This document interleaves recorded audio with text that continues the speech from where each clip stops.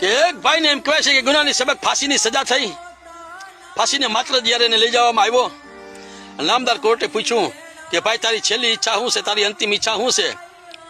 અને તેથી એને કીધું કે છેલ્લી ઈચ્છા મારી એ છે કે 10 દિવસ મારે મારા પરિવારની હારે રહેવું છે, કે 10 દિવસ મારે મારા પરિવારની હારે રહેવું છે. કોર્ટે ના પાડી કે તને 10 દિવસ તને તારા પરિવારની હારે રહેવા ન દઈએ, પણ તારા બદલે તારું નિકટનું નજીકનું અહીંયા તારા બદલે રહીએ તો અમે તને બહાર મોકલી શકીએ.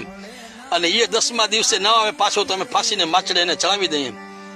અને તેથી એમ કહેવાય છે કે કુટુંબની સામે નજર કરી એને મદદ ન મળી, ભાઈઓની સામે નજર કરી મદદ ન મળી, છેલ્લે એમ કહે છે કે મોહારની સામે નજર કરી મદદ ન મળી, પણ છેલ્લે પોતાના ભાઈબંધની સામે નજર કરી કે એક મારો ભેરુબંધ છે, એક મારો ભાઈબંધ છે. અને મિત્ર આવ્યો હો ભાઈ કે મિત્ર કીજીએ મર્દ મર્દ મન દર્દ મિટાવે, મિત્ર કીજીએ મર્દ ખુશામત કર નહીં ખાવે, અરે મિત્ર કીજીએ મર્દ કામ વિપત में આવે, અને મિત્ર કીજીએ મરદ કે સત્ય કે કર સમજાવે.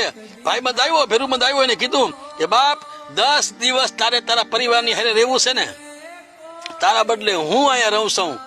નામદાર કોર્ટને કીધું કે મારા ભેરુબંધને બહાર મોકલી દો, એના બદલે હું અહીંયા રહું છું. અને 10મા દિવસે મારો ભેરુબંધ પાછો ન આવે તો 11મા દિવસે ફાંસીના માછડા માથે ચડવા માટે હું તૈયાર છું, પણ મારા ભેરુબંધને બહાર મોકલી દો. ભાઈ ભેરુબંધને મોકલી દીધો. 10 દિવસ એનો ભેરુબંધ છે.